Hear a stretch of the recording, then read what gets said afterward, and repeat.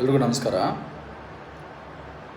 Chief justice B R Gavai ಮೇಲೆ ಆಗಿರೋದಂಥ ಒಂದು ದಾಳಿ ಏನಿದೆಯೋ ಅದು ಅಕ್ಷರಶಃ ಎಲ್ಲರೂ ಖಂಡನೆ ಮಾಡಬೇಕಾಗಿರೋದಂಥ ಒಂದು ವಿಚಾರ. ಒಬ್ಬ ಉನ್ಮಾದಿ ಚೀಫ್ ಜಸ್ಟಿಸ್ ಮೇಲೆ, ಸುಪ್ರೀಂ ಕೋರ್ಟ್ ಚೀಫ್ ಜಸ್ಟಿಸ್ ಮೇಲೆ ಈ ಥರ ಒಂದು ದಾಳಿ ಮಾಡ್ತಾರೆ ಅಂದರೆ ಅದು ಯಾವ ರೀತಿ ಒಂದು ಸೂಚನೆಯನ್ನು ಈ ಸಮಾಜಕ್ಕೆ ಕೊಡ್ತಾ ಇದೆ ಅನ್ನೋ ವಿಚಾರವನ್ನು ನಾವೆಲ್ಲೂ ಅರ್ಥ ಮಾಡ್ಕೋಬೇಕಾಗತ್ತೆ. ಈ ಹಿನ್ನೆಲೆ ನಾವು ಸ್ವಲ್ಪ ಯೋಚನೆ ಮಾಡಿದರೆ, ಖಜುರಾಹೋ ದೇವಸ್ಥಾನದಲ್ಲಿ ಒಂದು ವಿಗ್ರಹಕ್ಕೆ ತಲೆ ಇಲ್ಲ, ಅದನ್ನು ಪುನರುದ್ಧಾರಣ ಮಾಡಿ ಅಂತ ಒಂದು ಬಿಲ್ಲು ಸುಪ್ರೀಂ ಕೋರ್ಟಿಗೆ ಬರುತ್ತೆ. ಸೆಪ್ಟೆಂಬರ್ ಲಾಸ್ಟ್ ವೀಕಲ್ಲಿ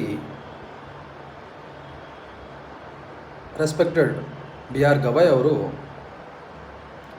ಇದು ಆರ್ಕಿಯಾಲಜಿಕಲ್ ಸರ್ವೆ ಆಫ್ ಇಂಡಿಯಾ ಮಾಡಬೇಕಾಗಿರೋದು ಕೆಲಸ, ಅವ್ರು ನೋಡ್ಕೊಳ್ತಾರೆ ಇದನ್ನು,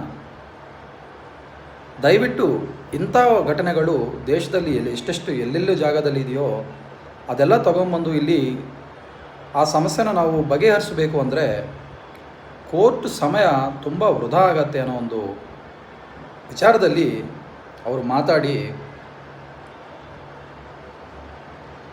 ಇದು ಆರ್ಕಿಯಾಲಜಿಕಲ್ ಸರ್ವೆ ಆಫ್ ಇಂಡಿಯಾ ಬೌಂಡ್ರೀಸಲ್ಲಿ ಬರುವಂಥ ಒಂದು ವಿಚಾರ ಅಂತ ಹೇಳಿ ಮಾಡ್ತಾರೆ. ಅದಾಗಿರೋದು ಸೆಪ್ಟೆಂಬರ್ ಲಾಸ್ಟ್ ವೀಕಲ್ಲಿ. ಆದರೆ ಅಕ್ಟೋಬರ್ ಫಿಫ್ತಲ್ಲಿ ಆ ವಕೀಲು ಬೋಳಿ ನನ್ನ ಮಗ ಆ ರಾಕೇಶ್ ಏನೋ ಅವನ ಹೆಸರವನು, ಆ ನನ್ನ ಮಗನಿಗೆ ಇಷ್ಟು ದಿನ ಮುಚ್ಕೊಂಡಿದ್ದನವನು ಅವ್ರ ಮೇಲೆ ಚಪ್ಪಲಿ ಹಾಕೋಕ್ಕೆ ಕಾರಣ ಏನಯ್ಯ ಅಂದರೆ, ಒಂದು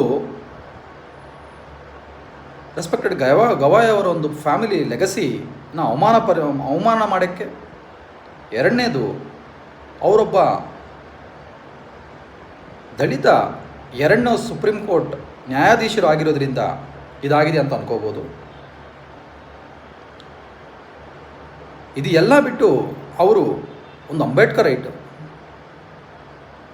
ಒಂದು ಪ್ರಾಪರ್ ಬುದ್ಧಿಸ್ಟ್ ಆಗಿ ಇರೋದಕ್ಕೆ ಕಾರಣಕ್ಕಾಗಿ ಈ ಥರ ಮಾಡಿದ್ದಾರೆ ಅನ್ನೋದು ತಿಳಿದು ಬರ್ತಾರೆ.